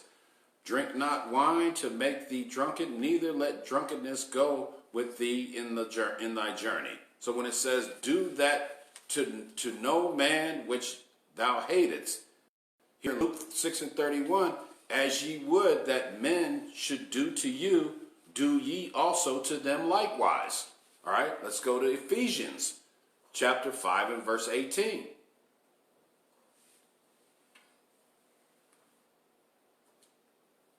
And this is referencing the same Tobit 4 and 15. We just read, do that to no man which thou hatest, where it says in Luke 6 and 31, and as ye would that men should do to you, do ye also to them. Now this part here where it says, drink not wine to make thee drunken, neither let drunkenness go with thee in thy journey. Let's go to Ephesians 5 and 18. Ephesians 5 and 18. And be not drunk with wine, wherein is excess, but be filled with the Spirit. There we go. You know, that's the reference right there. That's a precept. Okay, let's go to 1 Maccabees chapter 4 and verse 59. Actually, you know what? I'm just going to give you these precepts and write them down because I'm just about out of time. 1 Maccabees 4 and 59. We can reference that with John chapter 10 and verse 22.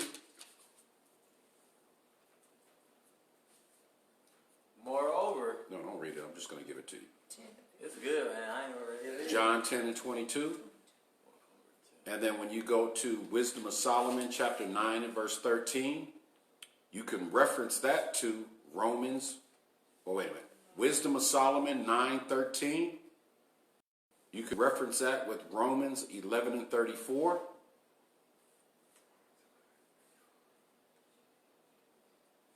Ecclesiasticus 35 and 9.